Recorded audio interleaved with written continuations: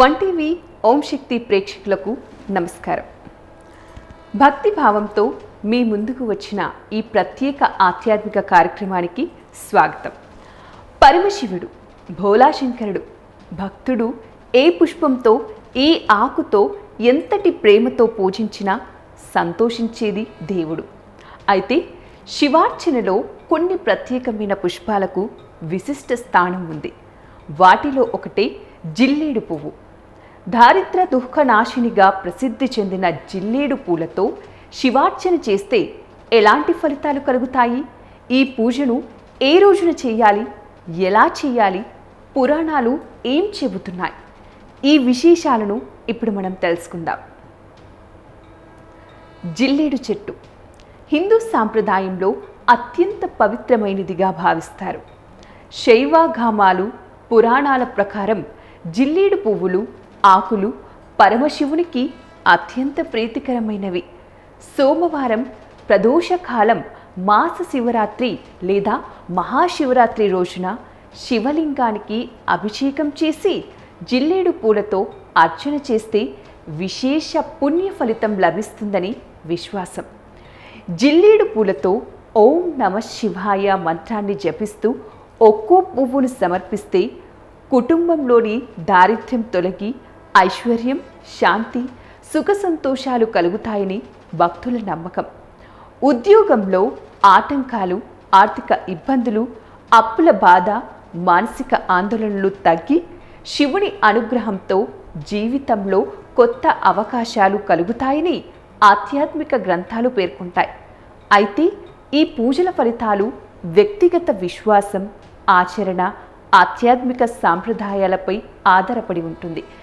పూజతో పాటు ధర్మబద్ధమైన జీవనం, కృషి, సత్కార్యాలు కూడా ఎంతో ముఖ్యమైనవి. ఆర్థిక ఇబ్బందులు, దారిద్ర్యం నుండి విముక్తి పొందడానికి ఆధ్యాత్మికంగా పాటించే మార్గాలలో జిల్లేడు పూలతో శివార్చన ఒకటి. ఇది భగవంతుని అనుగ్రహాన్ని పొంది కష్టాల నుండి బయటపడటానికి సహాయపడుతుంది అని నమ్మకం.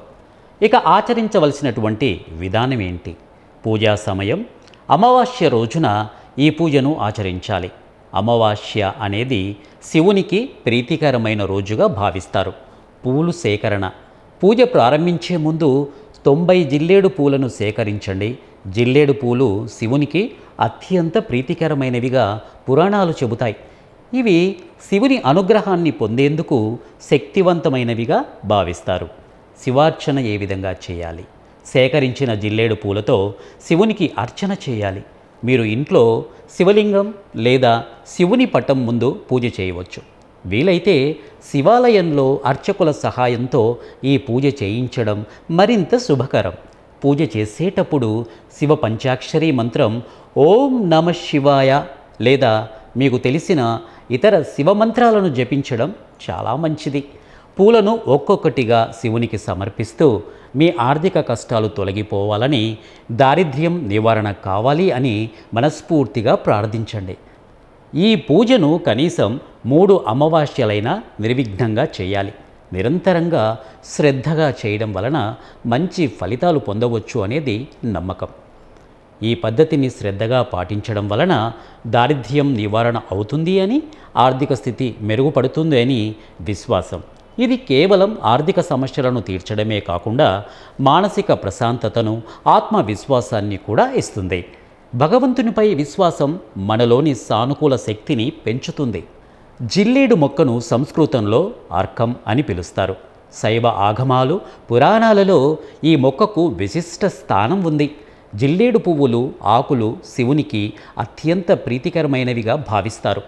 సోమవారం, ప్రదోషకాలం, మాస శివరాత్రి, మహాశివరాత్రి లేదా కార్తీక మాసంలో జిల్లేడు పువ్వులతో శివార్చన చేస్తే విశేష పుణ్యఫలం లభిస్తుంది అని ఆధ్యాత్మిక సాంప్రదాయం చెబుతుంది.